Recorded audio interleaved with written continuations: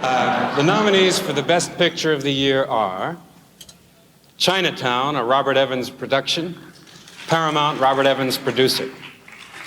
The Conversation, a Directors Company production, Paramount, Francis Ford Coppola producer, Fred Roos co-producer. The Godfather Part 2, a Coppola Company production, Paramount, Francis Ford Coppola producer, Gray Fredrickson and Fred Roos co-producers. Lenny, a Marvin Worth production, United Artists, Marvin Worth producer. The Towering Inferno, an Irwin Allen production, 20th Century Fox, Warner Brothers, Irwin Allen producer. And the winner is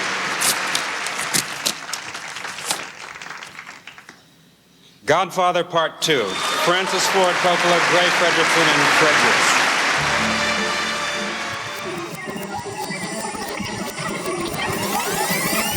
For Your Reconsideration.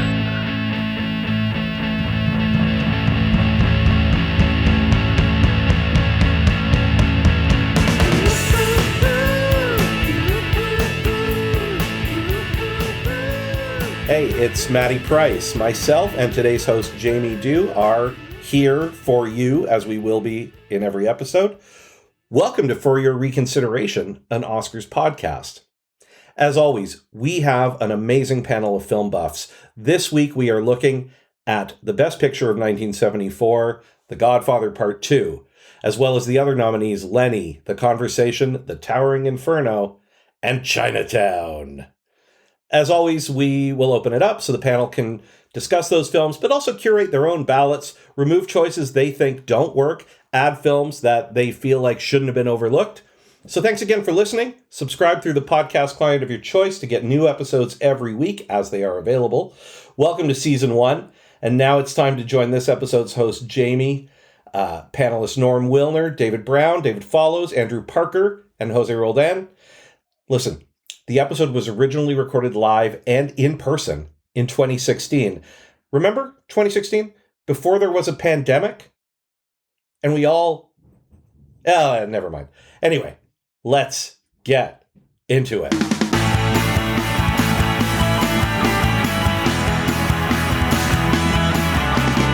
It's 1974 is what we're doing, and of course I didn't recall that. This is the year I was born. So, of course you wouldn't recall. I don't remember. I don't remember a whole bunch. We will go around the table with introductions. Does everybody introduce themselves? I wasn't here when everybody else arrived, but we'll start over here on my left. Andrew Parker. I am the film and performing arts editor of the website Dork Shelf. You can find me on Twitter at Andrew J. Parker. Cool. Thanks, Andrew. I'm Norm Wilner. You can find me on Twitter at Norm Wilner. I'm the senior film writer for Now Magazine, and I also do some stuff for MSN. Great. Thanks, I'm Phil Brown. You can find me on Twitter at that Phil Brown, and I write for I write for Dork Shelf and Now, like them, and I write for Trump Star and Globe and Mail and Rue Morgan, Fangoria, and a bunch of anyone who will let me, basically. I'm Jose Roldan. You can find me on Twitter at Deck22CM, and I work for one of the major studios. I'm a suit. But I love old movies. I'm all about it. Note, he's not in a suit right now. Yeah. I'm David Follows. I am only from Drink Along with Dave and Jeremy. I play Jeremy. I'm going to steal Jeremy's joke from the last episode. We're on the Modern Superior Network, and you can follow us on Twitter at Drink Along, and myself, you can follow me at DFiticus. It spells itself. I'm trying to spell it right now. It would have to. Yeah. It doesn't really spell it, so. Just go to Drink Along now. Cool. Well, thanks everybody for coming out on a hazy Sunday. We are here talking 1974. And what better place to start in 1974 than, what do you say we start with Chinatown? Sure. Forget it. I'm going to Profound essay on Chinatown. Let's start with Chinatown. Let's start with Chinatown. Profound psychological essay on the evil that men and women do, written by Robert Towne, directed by Roman Polanski, probably one of the best movies of the 1970s. Oops, I may have given something away. You didn't give away the ending to Chinatown. I'm not a monster. The title does that. Although you would not believe what men can do when they are pressed. No one really knows, do they? Do they, Mr. English? Do they? Sorry. Isn't it Gids? Doesn't he call him? He calls him Gids? Yeah, Mr. he Giddings. does. Mr. Giddings. He always gets it wrong because he doesn't care. Yeah. So again, John Huston, Best Supporting Actor. That's my. Anyway, sorry, we're getting ahead of ourselves. No. Yeah, no, absolutely. That's one of the great villain performances. And Jack of was all time. sleeping with his TV or his movie daughter and his real life daughter when they were making that movie. It's creepy. That explains all that aggression. Houston's daughter. Yeah. Jack was sleeping with Houston's daughter. Oh, Angelica. He and Yeah. Angelica Houston were in a thing. Or not even when they were making that film. So it was when he was like, "Are you fucking my daughter?" It's like, yes. Jack is so badass in that movie, though. That's Yes. when it still counted. And after that, it's just like a version of himself. Yeah. But in this movie, he's so awesome. Yeah. He's awesome, but he's also kind of a wimpy badass. Like, every time someone confronts him, like the scene where he's confronted by Roman Polanski, he gets his nose cut. It's not really a badass thing. You kind of just folded. If you act like such a badass, but there's these two dudes, and the little shrimpy dude gets the jump on you. Yeah, really, and all I you think, have to do is step back. And Yeah. He cannot actually reach you. Yeah, you could just bob. Even if you're being held back, you could have bobbed your head just enough for him to miss you. But that is what's so great about the character is that he doesn't. He's a terrible detective. Like he's immediately the very first scene is he is tricked by someone who isn't who she says she is into doing something that isn't what he thinks it is. He continues to get everything wrong. It's the Harrison Ford Blade Runner performance, basically, where you just suck, but people keep falling over. Like people keep tripping. You're there at the right moment. It's a really different version of a sleuth than we've been led to believe. Although this was just a year after The Long Goodbye, where Elliot Gould played a very similar. Such a good movie. And a very similar kind of detective who's just he. Although with Gould, you get the sense with Marlowe that. Like he's actually paying attention. He could actually be good. And faking it. And with Giddies, he's overconfident. He's a dumbass. He has already gotten people killed before the movie starts. And whatever happened in Chinatown, he screwed up. And this is what happens when this plan, like basically, and this is a bit of a spoiler, I suppose, conceptually, but the bad guys do win. Like the plan that he is lured into works in the first 2 minutes of the film. And he is played from beginning to end. And watching Jack Nicholson be that guy, as opposed to the character from The Last Detail or the characters he played before, who were super confident and also competent. That was really something. That was kind of a statement of Nicholson's at the time. Is he competent in Last Detail? Well, he a does lot of bluster. He does his job, and he doesn't get anybody killed, and he does he knows the Except system. for the one who was supposed to get killed. Yeah, but he knows the system is wrong. And so fair there's enough. that. At least, like he's a cog in a machine, but he cooperates, and he's a professional. In this one, he is absolutely a professional with very nice suits and a lovely office, and he's useless. But which is a very California thing. He looks very good. He's very flashy, and he is very indicative of that period of California history where you could get by on your looks and your swagger, and that's fine. And the thing that's so well written about it is. We just said that it's a great film about someone who's always wrong with everything. Everyone around him knows he's going to screw this up. Right to the end. The punchline of the movie is you should have seen this coming. And I think that's what I love about it. I think it's one of the best films of the 70s because it's probably the best written film of the 70s, and in terms of how that all comes together and how it sort of turns sort of the detective genre sort of on its ear, and also it's a great California history lesson, and I think the reason that, like, several years later, because I saw it in the 80s when I was growing up for the first time, and I think several years later, the reason I liked something like LA Confidential is because I was like, oh, Chinatown prepared me for this. And I think Chinatown's a great stepping stone movie for anyone that wants to get into film noir in any way. Like, if you've never seen another movie like that, it's probably a good place to start because you're never going to get another movie like that again. And it's sun-drenched instead of noir, so it actually fights it's subversive on every level. Although, of course, at the time, people just thought, oh, what a lovely Robert Evans studio production. It's so polished and gorgeous. And it is. It absolutely is. But it's this... it's filled with snakes. It's this veneer of respectability, but much like what was happening in Roman Polanski's life at that time, it's just a rat's nest of ugly. It's interesting for me. I mean, coming at it for the first time for this podcast. Really? Yeah, absolutely.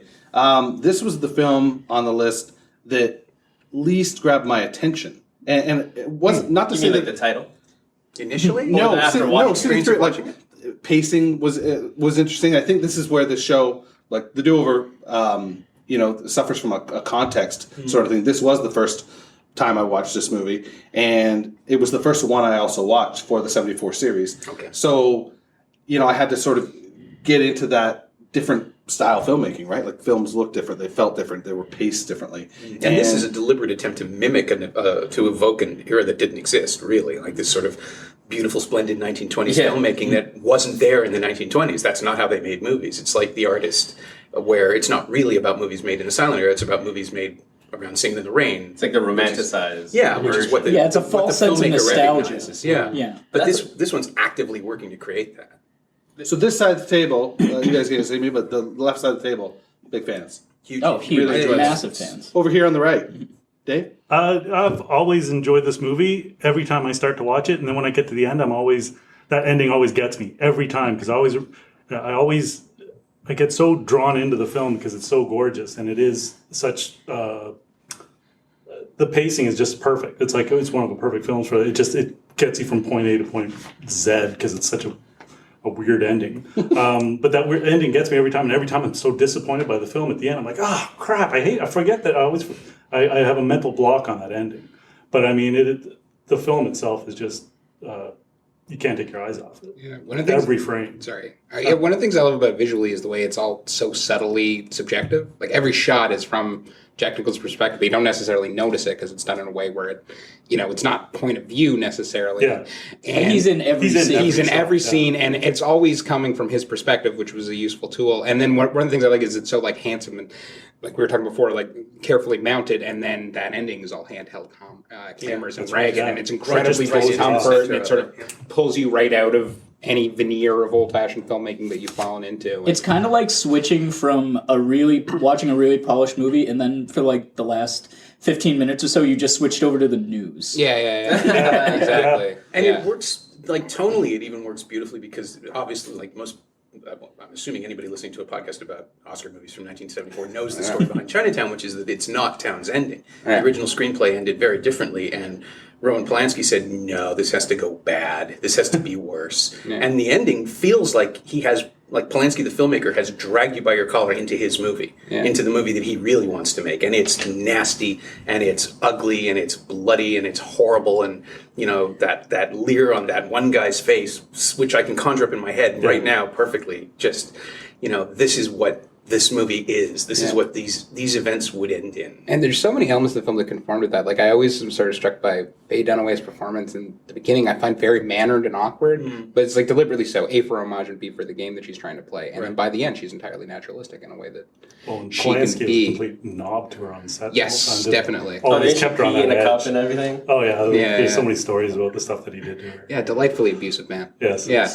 It does have two of the best get-out-of-jail-free cards at that point, but still, as it were. Where are you on this one, Jose? I don't like Roman Polanski, so it's my only Roman Polanski movie that I like. Period.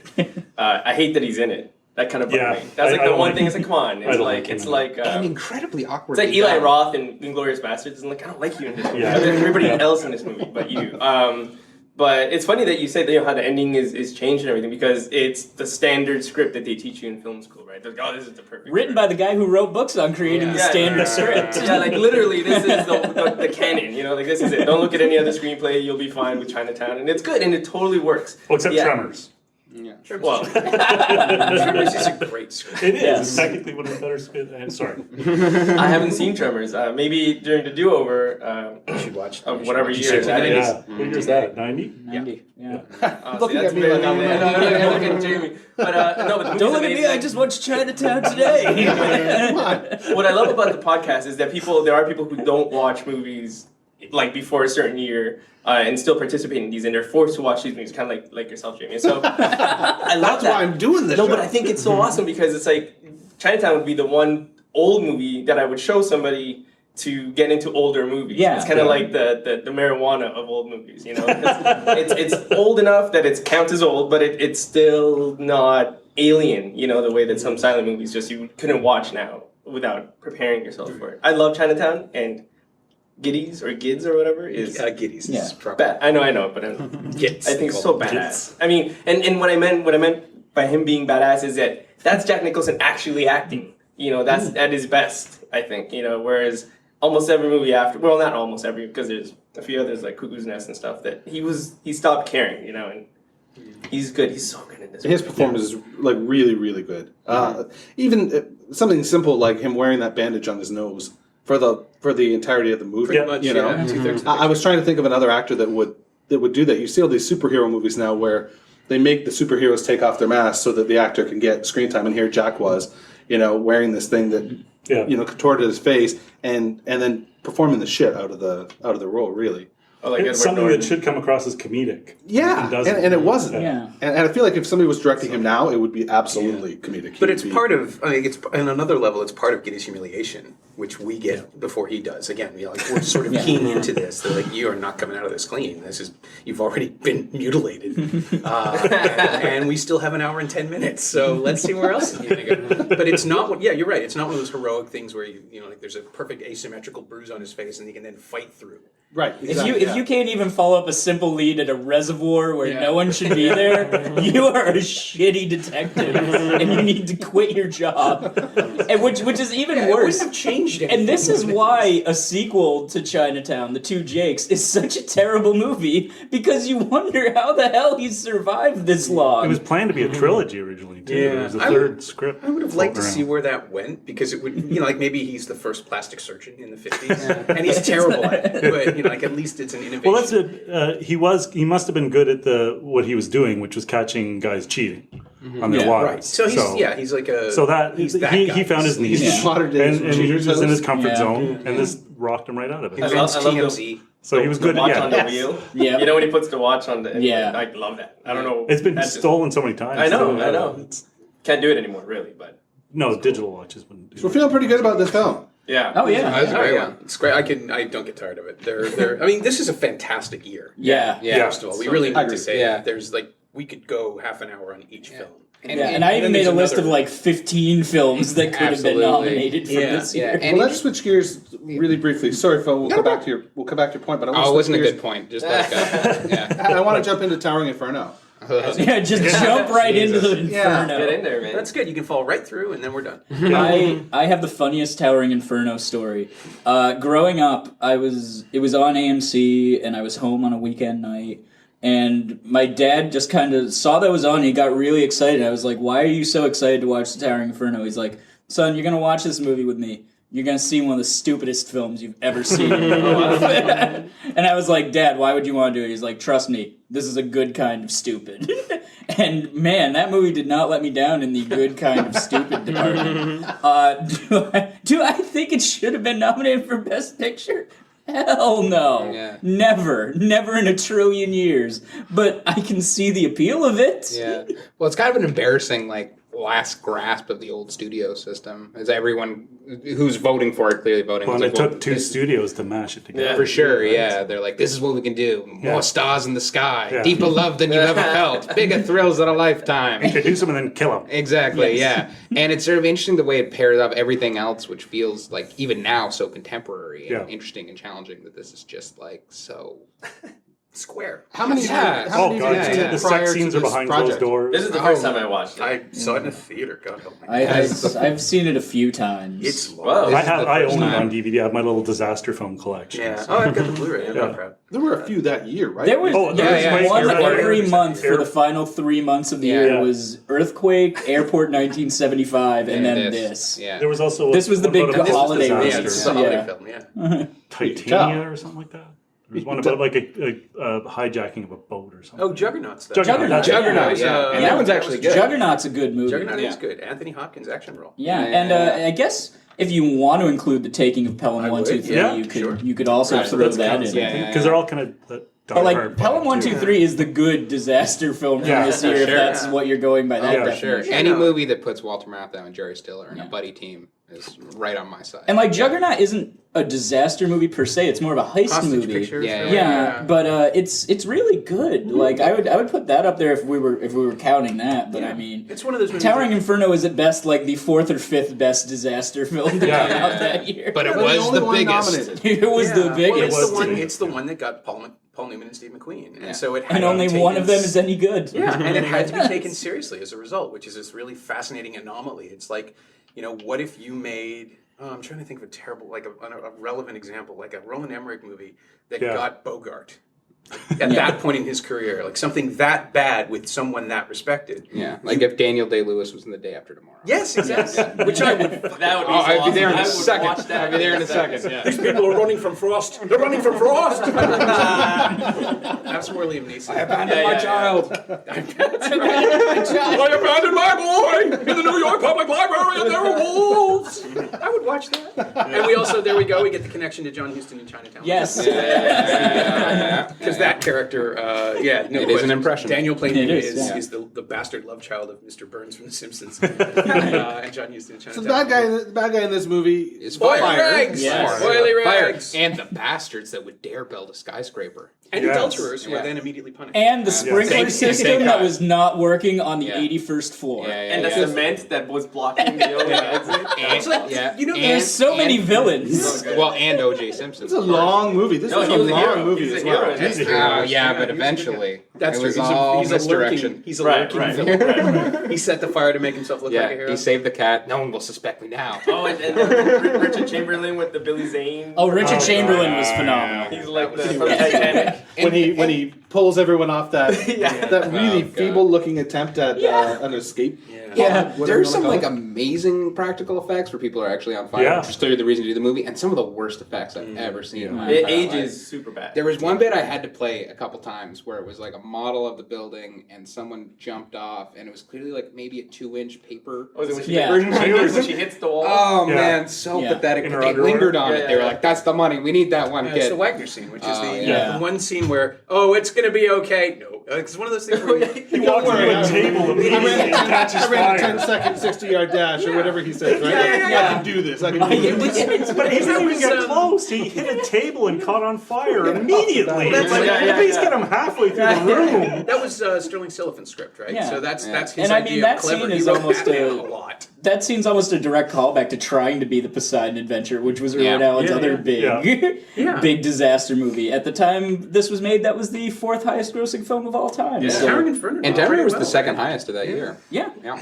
the second highest. But Yeah, you know, yeah. I love what beat it. I know. I had no idea. It was Blazing Saddles. Yeah, Blazing That's Saddles. And the thing that I think is kind of funny is if you watch any old EPK stuff from Towering Inferno, they're all making it with they're very upfront that they want to make the highest grossing picture of the year. sure. Yeah. And they came out in December with a lot of fanfare. They were beaten by a movie that came out in February. Yeah. That was a comedy, a Mel Yeah. Brooks film. Which I find, I guess you could say in that case, Towering Inferno was a bit of a disappointment. Yeah. But it's sort of I great. think there are a that, number of ways you can say that. we've made this movie. It's going to make all the money in the world. It's 3 hours long. Yeah. Oh, it's super long. We can't do more than 3 shows a day. We can't make that much money. Like Blazing Saddles is what, 92? It moves Yeah. like a At the it most. just shoots right past you. You can get 5 shows in there. And this was at a time when theater space was literally like legitimately limited. Yeah. So all of it, like every element of this film is just hubris. Yeah.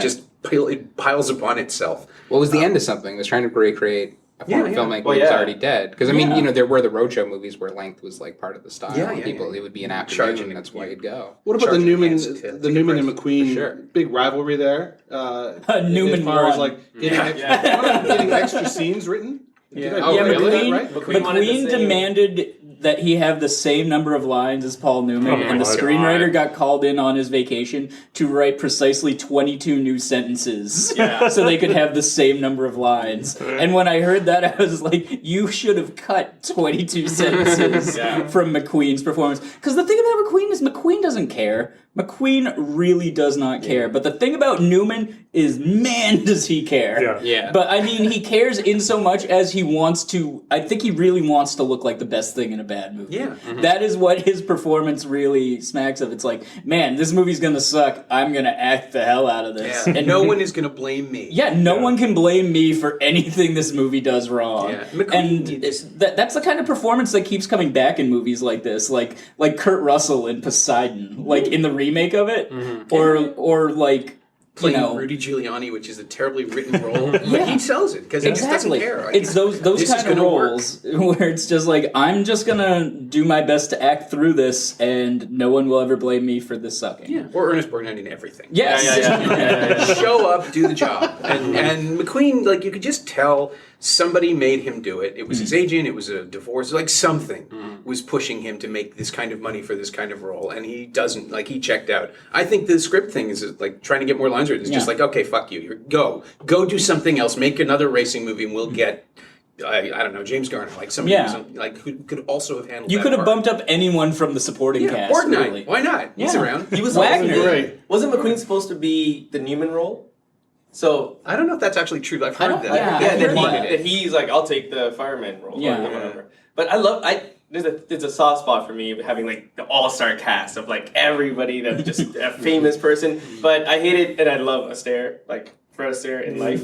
But I hated the way they treated him. Like every time he'd look in the mirror, it's like harking back to like role. Yeah, it's so bad. It's so bad. So awkwardly dancing. It's there so was bad. many little things where you could shuffle around a couple times. And you're just like, the best dancer of like all time is dancing awful in this movie. It's hard to tell who gets the short end of the stick in that movie, whether it's Astaire or O.J. Simpson. Yeah. The audience. I think it's Astaire's toupee. It's the worst of it. Yeah. That's like for they throw water at him. Yeah. Don't throw water at a guy in a toupee. Yeah. That's how you get Especially Fred Astaire. Yeah. That guy has some dignity. What about the PSA at the end? It almost felt like a PSA at the end as McQueen, tells them only 200 people lost their lives today. I bet you those are the 22 sentences that were added.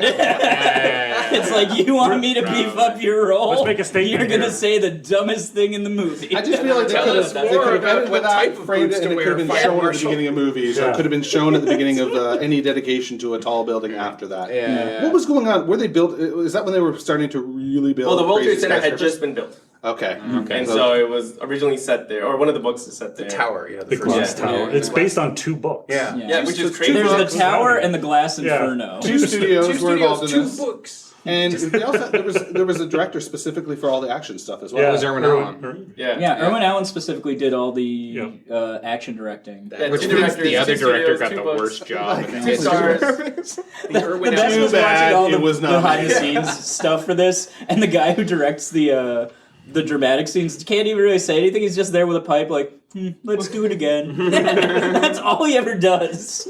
He never even comments on his work. He's like, that was good. Faye Dunaway looked awesome in this, though. She did. She did. I hate the way she looks in Chinatown with the penciled-in eyebrows. She's not like sexy to me. But in this one, she's awesome. But she does nothing. Her dress gives the best performance in the movie. I like her entrance too. Like she's sitting in the chair. That's a really good, entrance. But I watched them in that order. I watched Chinatown, then I watched this one. And it was like Faye Dunaway's in both, but like really, it could be. It was the year of anybody. doubles. Because Mel Brooks had 2 movies. Altman had 2. 3 of the Best Picture nominees were from Paramount. That's true. That's a good year for them. Let's move to another nominee then. Let's go to Lenny. What do you guys think? I like it a lot. I love Lenny. it's the first time I saw Never it. seen it before, and boy oh boy, I think it's okay. Loved it. It's good. It's such a bad year though. 74. Like my heart is already in another movie. Like so I can't even look at any nominees right now. But Lenny, right? All right. Fair. Right. Here's what I'll say about Lenny. I love Hoffman. Hoffman's awesome. Yeah, he's so good. And until this movie, I hadn't seen his range really. I mean, I seen Straight Time, which is kind of like a badass Dustin Hoffman. But I don't know. I never thought him to be this sort of edgy. Edgy is not a word that comes to me when I think of Dustin Hoffman. But it worked, I liked it. I liked the girl. I don't know who the girl was. Valerie Perrine. Yeah. Honey? Yeah, I know that's not her she's name, but excellent. Yeah. She's good. She's great. But I love Bob Fosse movies. Like all that jazz and just feel like the same. Bob Fosse loved to photograph Honey. It felt. Oh yeah. Every shot that she was in, looked it was amazing in that. Yeah, but he just really was doing her a lot of favors, and she did great too. There's a scene where she's being interviewed, in the side, and then at the end of it, I forget what she says, but she bites the chip. Yeah. Oh yeah. She's talking about something really serious, and then just bites this chip, and it just pulls you. I thought that was great, actually. Yeah. It's got a weird parallel to Cabaret as well, where it's sort of like art parallel to life and using it as a form of escape, and sort of he shoots a lot of the stand-up almost like musical sequences in a really interesting way. I like it as well too, just because Lenny Bruce is obviously an incredibly interesting figure in the history of stand-up comedy, but he's not hugely funny anymore. This stuff is very dated, so the way that it contrasts his material with his life and with the times kind of puts it in enough context so you can at least appreciate what's going on, even if you're not necessarily going to be laughing hysterically. Yeah, because I mean, he was basically killed by the system. Yeah, 'Cause totally. He was, doing stuff that we take completely for granted today. Yeah. And he was like, being treated like, Martin Luther King or something. sure. Yeah, Jesus. I forget who said it, but someone had a really good quote. I think it was like Time Magazine. They said that his cause of death was too many cops. Yeah. And I thought, that's a brilliant. Yeah. pretty appropriate description of how he lived and died. Yeah. But it's also the thing that I really like about the way Fosse goes into it, and he does it with Cabaret too, is he does let you see that this is not, he might be a martyr, but he kind of does it to himself. Yeah. His own, like the way the act just turns into him reading his court transcripts, which is actually what happened. Yeah. Some movies would now, especially where you have this vogue of capturing 10 years in a subject's life, so you can go out on a high. We just go right down there with him, and we watch the drug abuse get worse, we watch the persecution get worse, we watch the paranoia get worse, and the sense that on some level through Hoffman's performance, he's getting off on it. Like he knows he's going to be a martyr, although. Again, it's like, there are other ways to leave your mark. You don't have to die, but that's his trajectory, and he embraces it, and the movie lets us see that that's not necessarily the best thing to do. So it doesn't lionize him. It doesn't think, oh, look at this incredible man who died for nothing or something, or you get to decide. No, he's wasting his life. We get to see that. Yeah. He's doing valid work, but the cost is preposterous. Yeah, it's the complete opposite of what we think of as a biopic being, and what you'd want it to be ideally, but it so rarely is. Yeah, and I that's kind of leads into why I think the movie's just okay. What you got? I think it is kind of the standard biopic in a lot of ways. And the reason is not so much like the content of the movie or how it's being made, or nothing against Hoffman or even Fosse, who I think is doing an interesting change of pace here that I think shows him outside of his comfort zone and kind of shows why he's such a great director. I think the problem with Lenny is just timing. I think this is a film that, if I had seen it then, Lenny Bruce would be so fresh in my mind from before that, that I would look at this and be like, I'm deathly afraid this movie is not telling me anything I don't already know. We talk about how it does a good job of recreating the act, and it shows that cuts in with his personal life, but I never really get a sense that I'm not getting anything that I couldn't have looked up in an encyclopedia or a news article or anything like that. And I think, oddly enough, it's a movie that's almost too timely in comparison to the rest of them. I'm not saying it's the worst of these picks. Yeah. I think there were much better movies that year that could have taken this slot. But it's just too of the moment, I think, and too rigidly controlled to try to stick to the story. It's almost too faithful. I don't know. I find it such a cynical portrayal of him, because I think at that point, he was kind of lionized, and the movie kind of put it in perspective in a way that, as Norm was saying, I think is appropriate, sort of saying, yeah, he did all this, but at what cost? And who is this guy? Kind of a shithead, as far as I can tell. I mean, in biopics at the time were stuff like Funny Girl. Yeah. No, that's true. That is preposterously sanitizing and glorifying and glamorizing everything. I think for 1974, as a biopic goes, what Fosse does within the strictures of what biopics were, I think is really interesting. I mean, yes, it isn't anything more than... It doesn't break the genre open, right? But it works for what it is, right? And I mean, that's really just me putting it in comparison to everything else, right? That's fair. Yeah. Like, I mean, it's a good movie in a good year. I'd seen it twice. I watched it again for this, but I saw it originally maybe about 5 or 6 years ago for the first time. And even then, I was just kind of like, yeah, that's okay. That's another biopic. It's very well done. I can't really take anything away from it. It just didn't really. I don't really feel like it went the extra mile. I'm always curious, about the latency effect, right? Like, what people bring when they watch it fresh versus what they're bringing, when they've watched it 20 years ago or 10 years ago, or they're rewatching it or whatever. I think that stuff is really interesting. And if you think about Lenny Bruce, that's where I'll agree with you. I think we knew most of what was in it. I did think he was presented as, a horrible person, specifically that scene where he's just berating Honey after the threesome. And but in a way, that's such a terrifying scene. And coming right after the threesome scene, where when Fosse's shooting it, there's no sound. How disturbing that scene was. And just him staring. Yeah, there's a lot of staring. I thought there was something wrong with my sound on my TV. I actually got up and I fussed with it for a moment, and then realized like, whoa, wait a minute, this is supposed to be having this profound effect on me, and it really did. It was just all you could do was stare at these images that were, erotic and awesome, And deeply wrong. Yes, exactly. Yeah, like and Bob Fosse's the master of that. Yeah, deeply wrong, creepy. Yeah, I think Deeply wrong, creepy erotica. I am enjoying this for the dear God, I'm a bad person. But like you have to. You're like he makes. Oh man, the idea of like 500 people in a room suddenly questioning themselves watching that movie, just kind of starting to shift. Because I've seen all that jazz in a theater, and the erotica sequence freaks people out. Oh yeah, definitely. And it's because on some level it's incredibly dated and cheesy, and it really is. Yeah. And it's a really clumsy way of a filmmaker trying to show you how cutting edge he is. He like had culture progressed along that line, he would have looked like a visionary. But instead, it's like, oh yeah, that's Cats in 5 years. Like just that's what that is. That's that thing. Yeah. But watching it with an audience now, it's just like you can feel people kind of try to lean into it, either for the sexy part or for the cultural relevance part, and just like figure out where this is going. And when it happens in Lenny, it's like being throttled. Like that's how it felt. Grabbed. Yeah. There's one thing about Lenny that I have to give it credit for, and I think is the biggest compliment that I could pay towards it.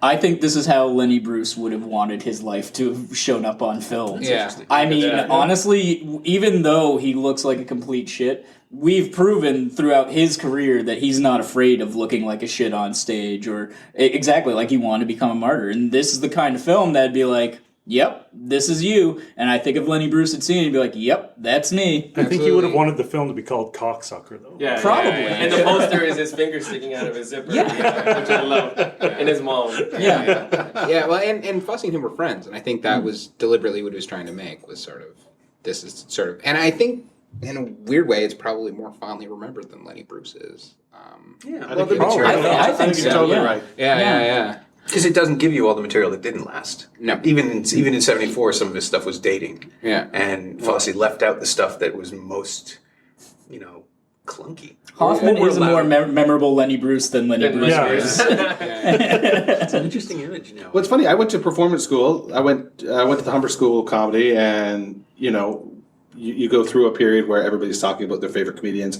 and comedians that matter, and people would throw his name out in a conversation. Just to throw his name out.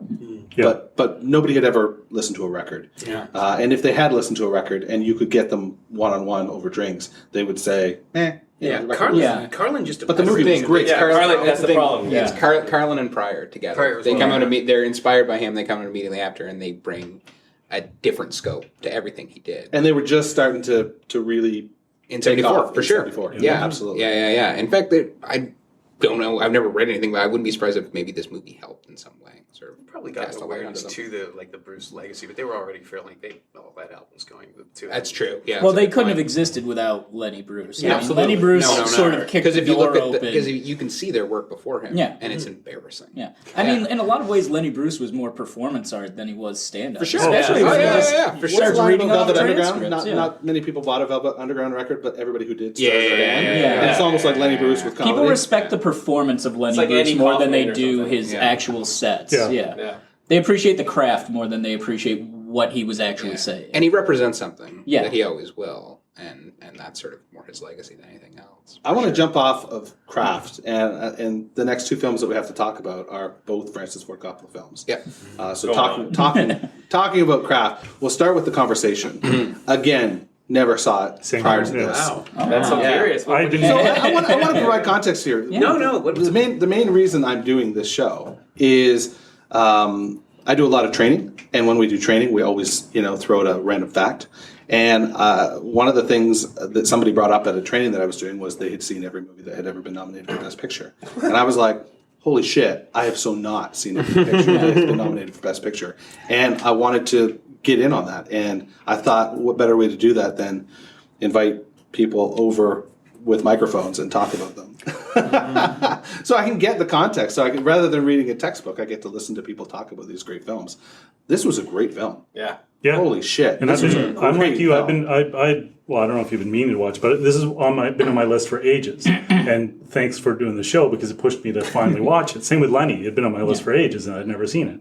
And so those are the only two films I hadn't seen. The other ones I'd seen many, many times. But So what do you think? I really enjoyed it. It's a little Coppola-esque because I find him a little bit clumsy with his filmmaking sometimes. But I thoroughly enjoyed it, and it is a product of its time, but it is still timely at the same time. I also enjoyed the technology shots that are supposed to be like, ooh, look at this piece of machinery, and it's like 40 years old and thus it's like it's amazing. Yeah, But I thoroughly enjoyed it because I love conspiracy.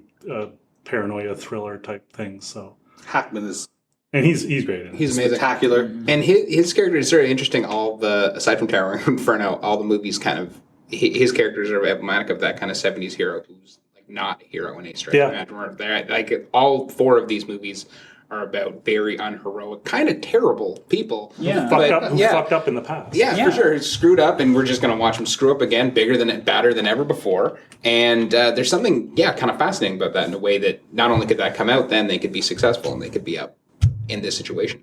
It's this situation for Oscars, may as well just say it.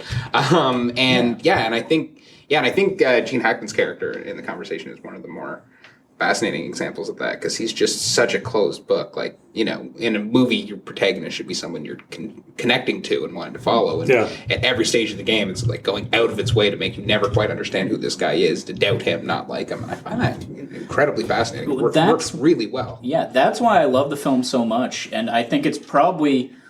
I never really gave much thought into how it fits into the conspiracy thriller, surveillance thriller canon, but it's definitely near the top. Absolutely. Without question. And I think a lot of that is credit to how Coppola and Hackman are working together in tandem. One of the things I love about this movie is that it is a thriller, but it's also very heartbreaking to watch. Because Hackman's character is someone that has spent his entire life being really cold, really distant, has to stay on the outside of everything, not getting involved, not caring.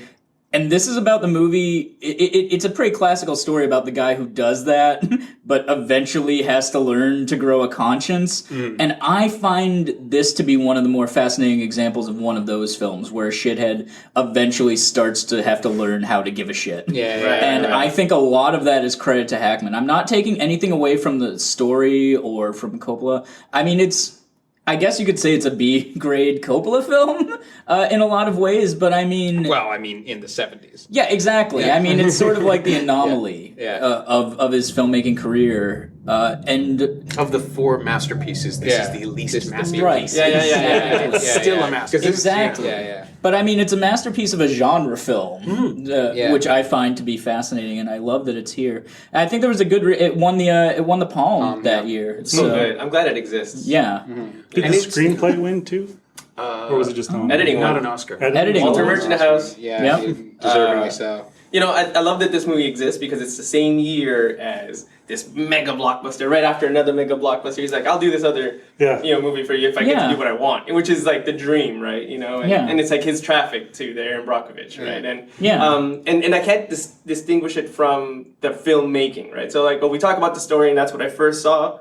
The reason I go back is the fact that it exists. They ran out of money. They changed the ending and the editing. That the technology is such a prominent character in the movie, but also, the zoom lens wasn't used that way originally, until in the 70s, like that, the beginning where it sort of zooms in on the person. Oh, that was a great shot. Union Square, and, his raincoat, that's like this whole thing about, like, you can see. It's one of those ones that you carry in a little plastic bags, like the world's cheapest everything raincoat. about this movie is so fetishistic about this movie, but the fact that it exists is really the reason that I dig it, man. Oh, I love it. It's just such a beautiful, methodical, careful film about making mistakes, about missing the obvious thing, about and just the idea that you would make a movie where the entire film is predicated, spoiler alert, I suppose, on someone not quite listening right. He hears it, he doesn't get it, and that just the idea that.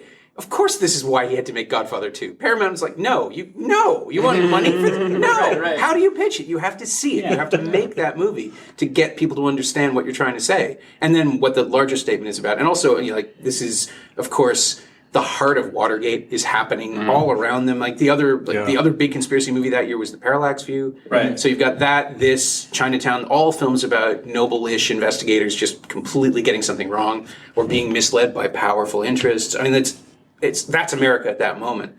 And to see a film that isn't about any of that and is all about that at the same time, so 40 years later, it still holds up as a completely character-driven piece of movie making rather than self-reflexive political commentary. And they're like the scenes in, I think about something like Good Night and Good Luck, where you can watch it and think, oh, that's Clooney responding to the Iraq War and the way the Bush administration pressured journalists, or it's a biopic about Edward R. Murrow making a really brave stand. They work either way, and you can watch one without the knowledge of the other. Right. Yeah. Although if you watch it without knowledge of Murrow, you'll just see a new story forming. Right. The conversation is really not about Watergate in as much as anything. It's about anxiety, about surveillance, and that's utterly relevant to the point where, like Gene Hackman turns up in Enemy of the State and they use his ID photo from the conversation. So and you're just like, Harry's still out there. Of course he is. And, like, come on, Tony Scott, make your own character. Right, make your right, own movie. But it's there's this moment of like, oh, that's adorable. And then you realize it makes absolutely no sense within the movie and it's just a stupid concept. But the fact that I have that love for the conversation, right? You want it to work. I don't even know why I love it, but this is my favorite of the 5 films that I watched for this. Yeah. So it's interesting that it holds up. I was wondering how it would be approacched by somebody who hasn't seen it before. Because I'm like trying to think of it from your perspective. I'm like, it's not pretty looking. The technology's clunky, like in the Towering Inferno, where you're like the headphones on the kid. the headphones and all that. But like, Rotary phones. Yeah. Rotary phones are the villain. I think you can watch the conversation right now, and I think of all the movies on this list, this is the one movie that friends of mine who are casual movie fans always find a way to come around to. It seems like every year there are more people that know about this movie and see it, and they're like, "Wow, what'd you think of that? I really loved it." And I think that really stands to how timeless this movie can be. I mean, this could be a movie that was made today For sure. with the same technology and make it a period piece, and it would be just as good. If you that German movie. Yeah, it's called The Lives of Others. Yeah, exactly. Yeah, but it's they not. did that. That's not as good of a movie. Definitely not. But the other thing that I really love about the conversation is, oh god, I forgot what I was going to say. No, it's. Did you think of it like blow up? Did you think? No. Well, there is something that's interesting to be said about how this film can sort of go one better than all of the other surveillance films of the era, and I think there's a lot more to unpack with the conversation on a subtextual level, like Norm was saying, and there's a lot that you can sort of draw on from history. Is it like Blowout a lot? I haven't seen Blowout. Well, Blowout is like the conversation. Yeah, it it's kinda is. De Palma going, oh yeah, I can do that. Yeah, no, that's Which is a exactly what remake that of movie Blow is. Up. Blow Up. Right, Yeah. but Which was done in 68, 69? 66. Was it that? Yeah. 67. It's one of those things where, with De Palma, it's always a remake of something. Like, it's always riffing on something, but the conversation stands apart in a way that I don't think Blowout does. I have this game that I play these days because there's this Canadian horror film that I think I could make a brilliant case for. I don't think I could do it myself, but I think a mumblecore remake of Scanners would be like the best thing because the movie is so limited and so minimal that the only way to do justice to it is by keeping it small. If you're going to I don't think it should be remade, but if you're going to do one, that's the one that genre would fit. So you've been sort of getting consumed with, well, what else could work like that? And the conversation absolutely does. Because it's something you have to strip down to emotions and motivation. Yeah. And that's how that genre works. And the conversation is already there. Like, there's nothing in this movie that is hard to conceive of or impossible to imagine. The idea that maybe your phone can ring and then you pick it up and it becomes a live microphone, that's not hard to swallow. No, they still talk. You do it with everyone cell phones, talks about GPS, the cell phones. it's hyper paranoia. Everyone's your listening laptop to you. We're being recorded right now. Well, the question is how many of our devices are recording us. Right. But you could do it and not really change very much, and it could still have the same. I would hope it would have the same emotional impact if you get the right actors. Think about Giovanni Ribisi in A Plastic Coat. He could do this. Like, there's no reason this movie could not happen now, and for a minimal budget. I mean, obviously the gimmick doesn't work if you're doing Towering Inferno or something, but the idea of the themes and the story playing out at a micro budget always says to me that there's something here that is bigger than the movie you're watching, and it's what you engage with while you watch it. This is absolutely a movie I would show people if they said, you know, you miss the context. You miss it if you didn't see it at the time of. I would slap this movie down and say, watch it right now, because I think you're right. Like, the themes are there, the tone is. You would get the same feeling that you got in a movie theater in 1974, or pretty close to it. I would think. Yeah. I remembered what I was going to say. That sorry, before I forget it again. I was going to say that this is a good companion piece to something like Chinatown in terms of what takes place that year, because Chinatown, as we were discussing, is a film about someone who's bad at their job screwing up. And the conversation is about someone who's really good at their job screwing up. Yeah. But who had screwed up in the past, too. Yeah, exactly. Yeah. But I mean, I find that to be an interesting sort of thing, to pair those two movies up against one another. And they're such different movies, too. Yeah. The conversation is a lot...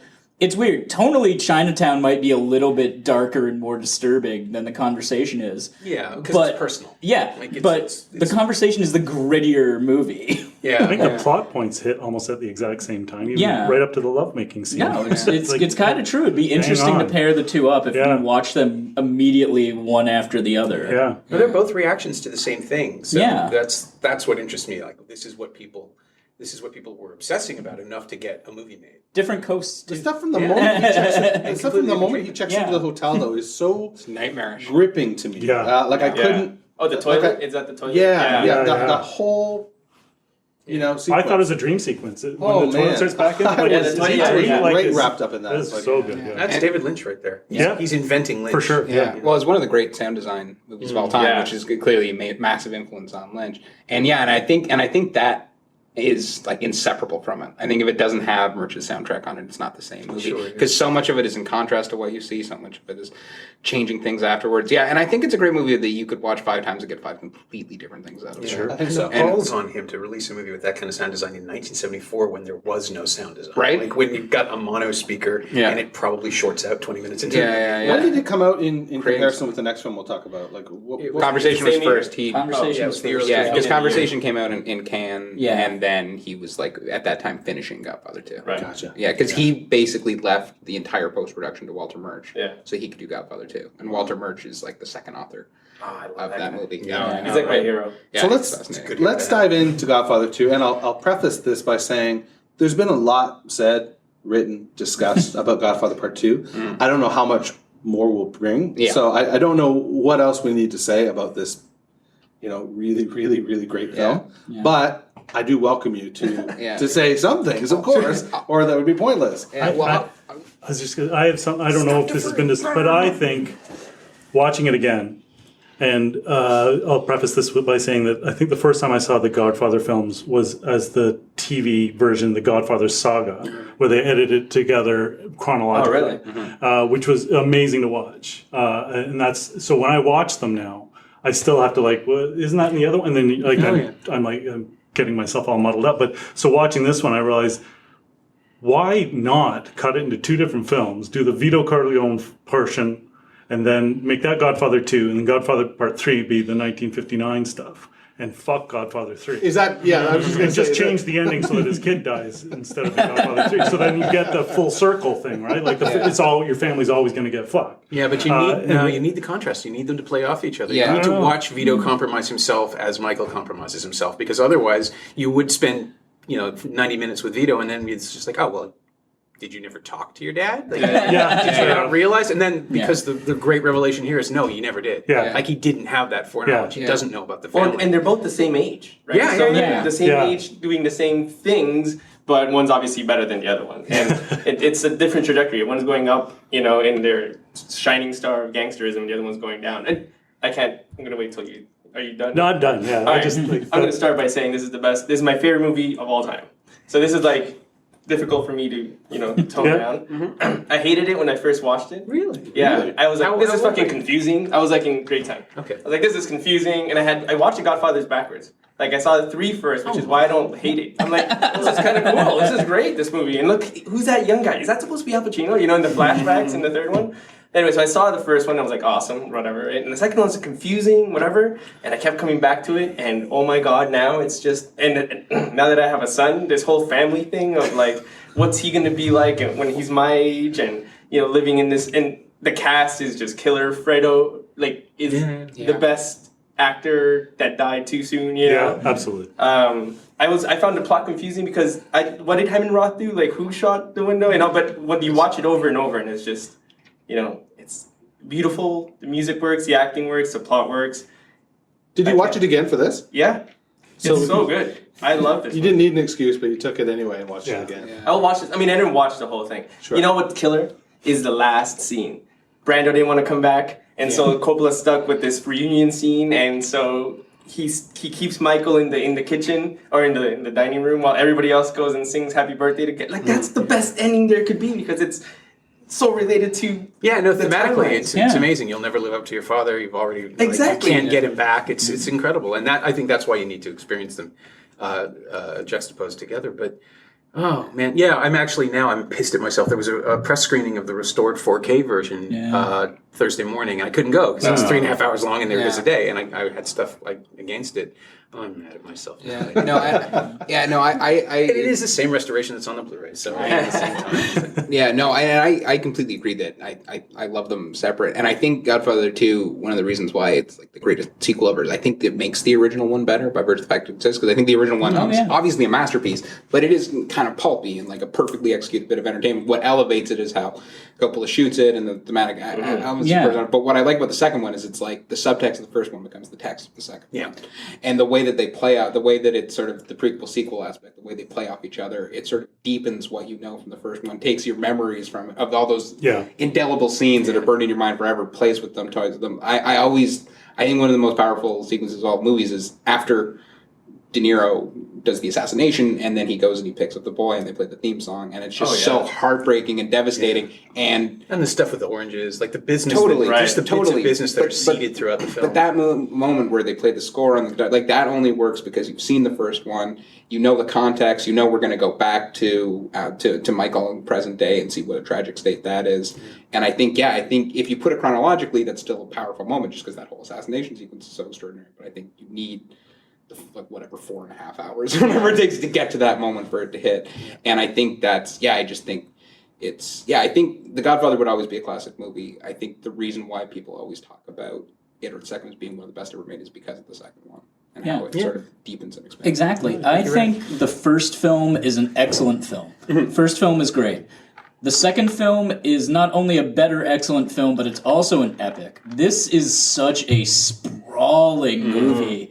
Just the ambition that it takes to even conceive of a storyline like this that's this fractured and going back and forth. And I'll admit, I was never really a fan of the chronological cut, because I think it does dampen the impact of what the second film specifically is trying to do, which is trying to lend context to the first film. And I mean, it doesn't treat like most sequels, it doesn't treat the audience like an idiot that they have to remind them of everything that happened in the first film, because it's The Godfather. You should know what happened in the first film.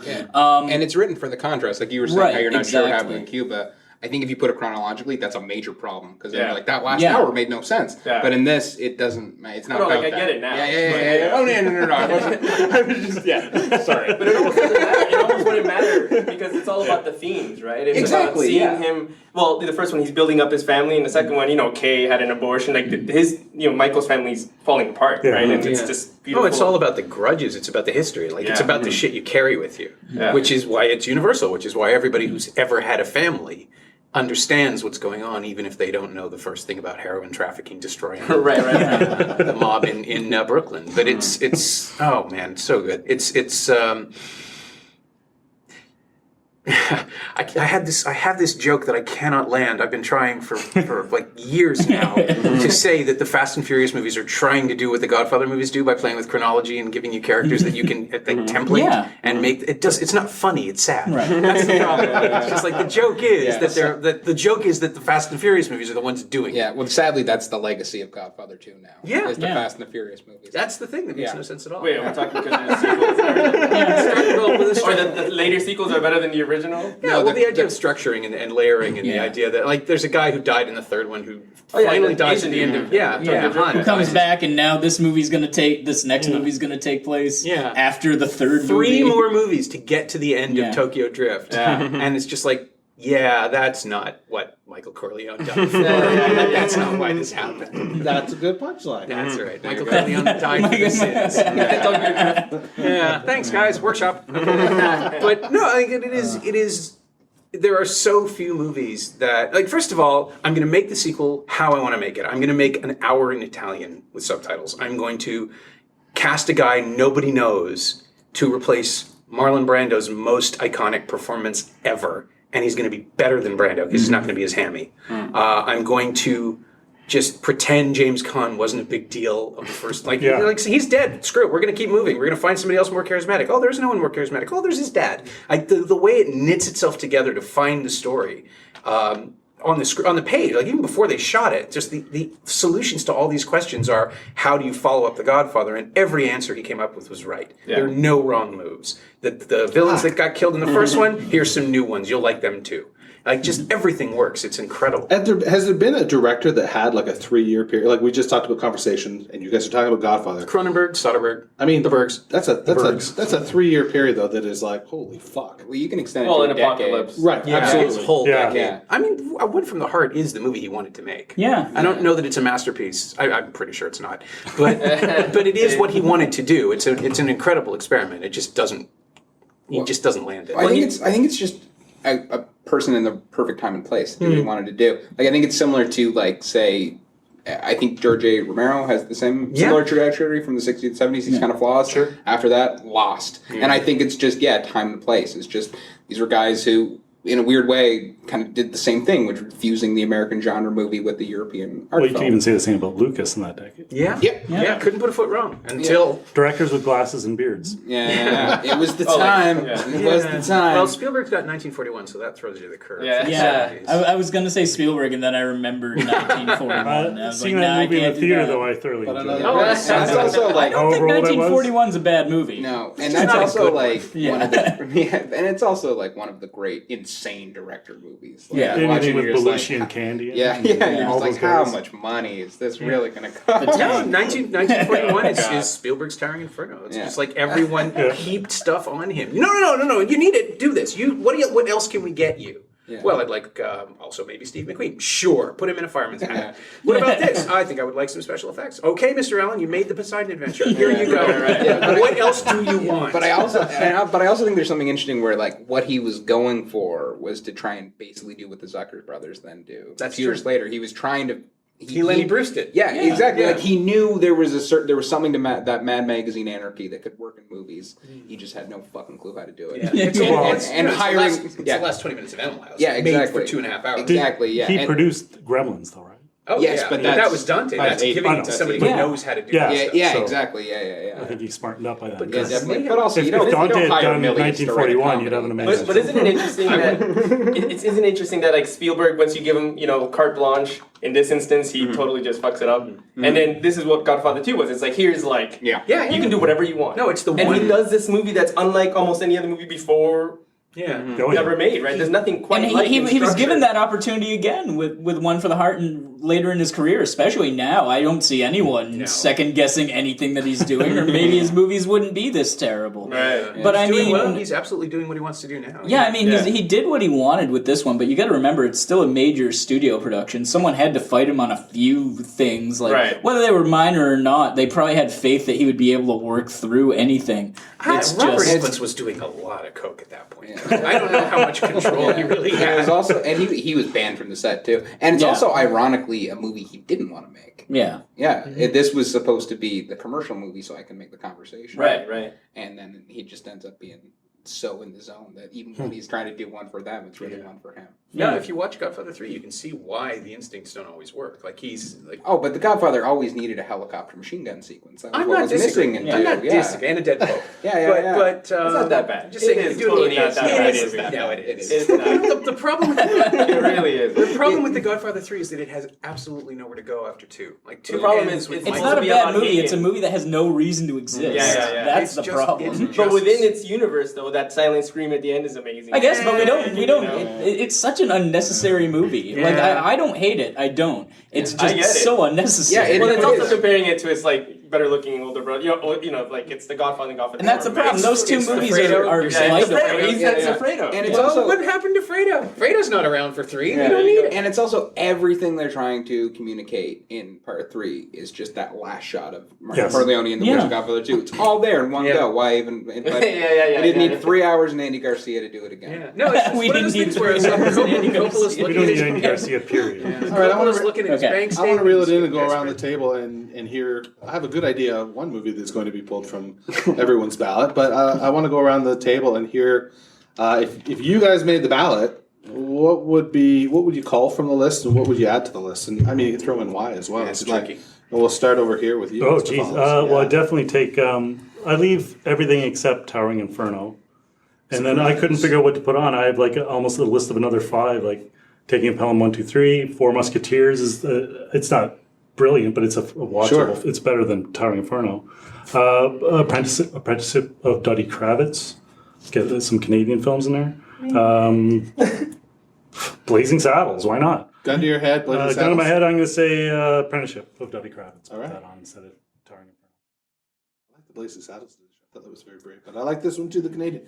Cool. There's a better Mel Brooks movie that year, though. Young Frankenstein. Young Frankenstein. No. I can't follow you down that road. No. I used to. Feel I watch that Young way. Frankenstein I more used than to. I watch Blazing I Saddles. like the singing scene in Young Frankenstein. both- That's all I like. That's all I can say. No, But they're it's both, so funny. They're both but it's so amazing. It's funny. a Yeah. Sophie's choice. Yeah, but yeah, yeah. There's just something about the It's a balls- Sophie's choice. Yeah, there's just something about the ballsiness of Blazing Sophie. Saddles. Yeah. Like Yeah. it's still like you watch it and you still get uncomfortable. Yeah. 30 years later. Yeah. Whereas, I don't like think you it watch was that- the I think we were as uncomfortable 40 years ago. totally, Oh, yeah, yeah, and, yeah, and collectively. you watch. You watch Young Frankenstein. It's still hilarious. I'm not going to pretend for a second it's not. It's just Blazing Saddles. It actually feels like it means something. Yeah, I honestly think that if Pryor had played Yes. the role, Yes. it would be as good. But for me, Young Definitely. Frankenstein is just like such a pitch perfect parody. Definitely. Yeah. Everything it wants to do is there. Mm-hmm. And Gene Wilder, it's my favorite performance of his. And he co-wrote it, so he's writing to his strength. I mean, he worked on Blazing Saddles Oh, yeah. as well. But Yeah. the Young Frankenstein script is just like it's an endless stream of pleasures. Also, Les Brooks, which is a huge thing for me. Yeah, well, that's one that's a scene and plus. out, and that's yeah. Yeah. And I still- Hackman. I still like Blazing All right. Saddles. All That's right. true. His second great performance in Telling 1974. you. Yeah. I'm sorry, I saw. I No, conversation. Andrew? Oh, your list. jumping to me. I definitely would not include Towering Inferno on this ballot All right. ever for a second. I touched on this before. I wouldn't do Lenny either. Oh, yeah? I mean, I think Lenny's fine, but I wouldn't have included it in this 5. A couple of things that you brought up were also on mine. Apprenticeship of Duddy Kravitz was on mine. Taking a Pelham 1, Yeah. 2, 3. That's good. Another film that I really love. There are so many things this year that I could go to bat for. I could even go to bat for something like Day for Night, Longest Yard, Day for Night's absolutely on my list. Hearts and Minds. I could go to bat for Murder on the Orient Express if I wanted to. Harry and Tonto. But the one that I would go for is Woman Under the Influence, Yeah. the so good, Cassavetes film. Top of my Yeah. list. With Jenna Rollins' greatest performance ever, unquestionably astounding. one of Yeah. the best performances by any actress Yeah. ever. Just any actor. That's you know, his doesn't best have to be, movie, yeah. her best Yeah, movie. it's a career best for everyone involved, and Cassavetes is so underrated. Columbo's best Sad. movie. He did Yeah. get the director nomination, which I was surprised to see. He did, and Yeah. Roland, And she got hers. Yeah, she got hers, but I mean, it's just in comparison to something like Lenny and Towering Inferno. I'm like, this movie should have been on this Yeah. on But this final ballot. but So it's- that would be the one that I would really throw. I in totally for. agree with you, and I think it's also sort of a statement of how the Academy Awards work, where like that clearly should have been in the 5th Yeah. spot, and they give it to fucking Towering Inferno. Yeah. because they want to pat themselves on the Well, back there's too for much spending money so there. much money. Two Yeah, studios. There was too much money involved with Towering Inferno. And you could not Steve think of McQueen two insisted. movies more opposite than Yeah. A Woman in the Other Influence and Towering Inferno. Yeah. Those are the extremes. Now, A Woman Under the Towering Inferno. I would watch Directed by Cassavetes with Cassavetes, Roland disaster movie. and Paul Newman and Steve McQueen. I would watch She's that. in charge as that character. Yeah. Of helping Replace everyone out. McQueen No, McQueen. with It's Falk and Jenna Rollins Rollins. instead of McQueen and Newman. Yeah. Right. They did Decided Adventure 2, I'd watch it. so you could do No, Towering wait, Inferno no, 2, no. Woman Yeah, Under they the could do Influence. that. Tower Under the Influence. So how about you? Me? All right, so I also, I gotta go with the 4, except for Towering Inferno, just because I like them. I know. I briefly considered dropping Lenny, but I love it too much. I can't do it. So for my 5th spot, just to be like there are so many like California Split and so many and Texas Chainsaw Massacre even I would put in, although it feels inappropriate. So the one I'm going to go with is Bring Me the Head of Alfredo Garcia. Nice one. Oh yeah. It's just No kidding. intense. How curious. in every possible way, and again, I just think of in terms of this being a year of then it would make it 5 movies about horrendously horrible characters. That was on my list too, though. Yeah. Wow. And the other one I would consider, also just because I think it's so deeply underrated, would be Sugarland Express, Spielberg's first feature film, which I think is amazing, kind of indicative of a type of film he could have made, but then chose not to. Yeah. Jose? I probably definitely would have dropped Towering Inferno. Probably, definitely. Probably And definitely. that's coming from a suit. Yeah. Well, the movie made its money. That's all you should care about from that perspective. I'm like, I'm in the machine, but I'm not. We made the money. Who cares if it gets the award? Everyone saw it. And Lenny probably would have dropped it because there's a couple other movies that came out this year that I wanted to put in, but I didn't realize Women Under the Influence was there, so that's definitely okay. That's an amazing movie. But I love Alice Doesn't Live Here Anymore and Ali Fear Eats the Soul, so I don't know if, are we allowed to put German movies in this, or no? Put whatever you like. Yeah. Then that would be my 5th one. Ali Fear Eats the Soul. It's this really, it's like a weirdo movie, man, but it's Fassbender. Yeah, it's Fassbender. It's about a Moroccan, I think he's Moroccan. He's a black man with an older German woman, and they have it's like a love story. It's basically like a Douglas Sirk movie done in like German, I guess in Berlin in the 70s. Yeah, no, it is written on the wind, isn't it? Yeah, it is written. And then it's like, it's weird, like they do tableaus in the movie. Like people, like you walk into a scene and they're all sort of frozen, kind of in a weird way.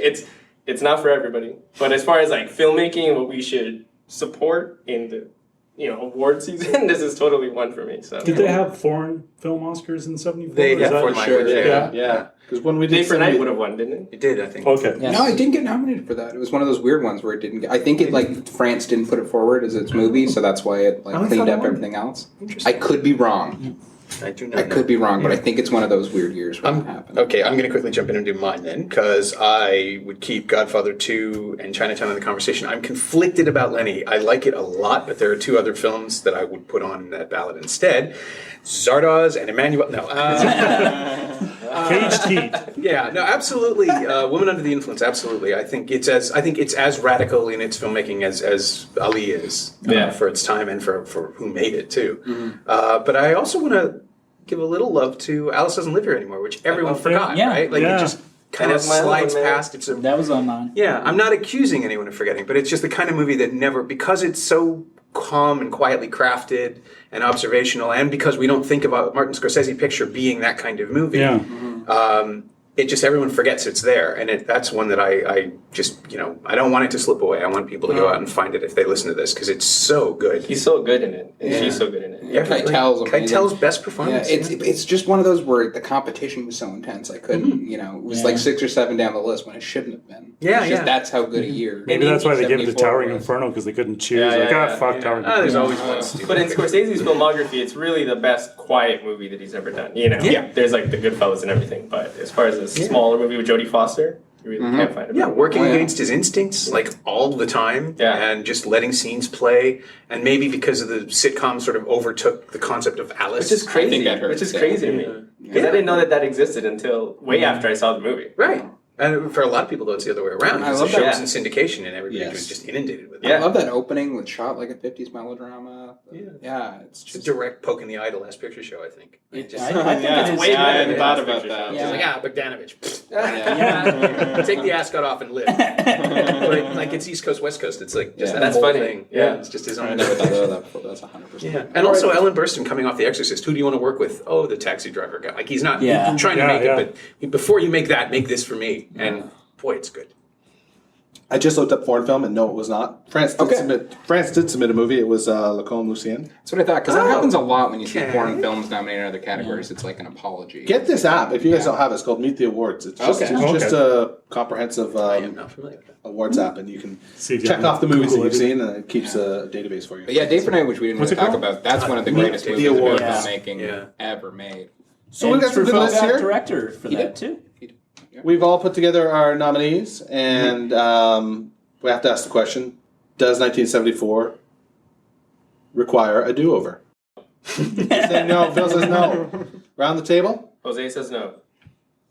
I would give it to Chinatown, but I'll go. Okay. It doesn't need it. Nope, doesn't need it. Yeah, Between those two Godfather films. 2. You guys had a lot of love for Godfather Part 2, it's a split so I don't think decision. you should feel bad about. No.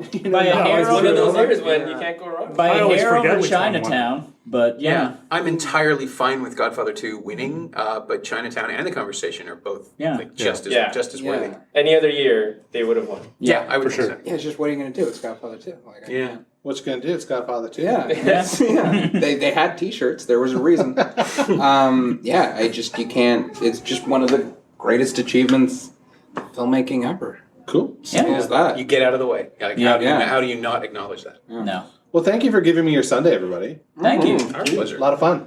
For me, just watched 27 hours of film. That's right. That was there's like 3 3-hour films in there, wasn't there? There was. One of them was Towering Inferno. I know. Yeah, Why- but why that is doesn't it? need to be long. Like, 'cause No, there wasn't even character development, so why bother? So if there's one takeaway from today, it's don't watch Towering Inferno, I suppose. I think that was the one thing we all agreed watch on. it. Evil. Don't give it an Oscar. Watch it. It's Watch hilarious. every other film. we Watch the referenced conversation today. 3 times, or watch it twice, 2.5 times, I'm whatever. certain there's a YouTube montage of everything you need to see in Tower Thing. Right, I exactly. haven't looked it up, but I'm sure it's Like there. the trailer for it is probably good enough. Yeah. Watch It's a Earthquake long ass instead. trailer. Yeah, it's one of which is good. Yeah. That's fine. Well, thanks again.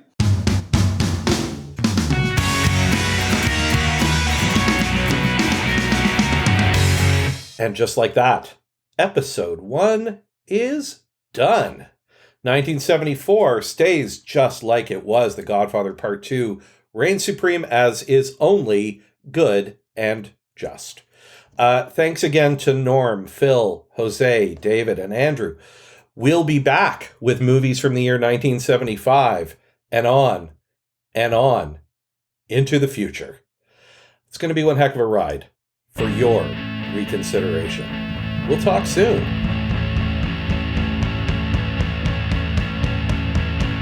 For Your Reconsideration is a production of Douvre Podcasts and Such.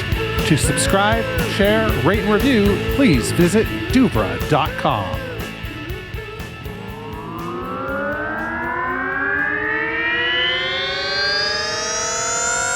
Douvre Podcasts and Such.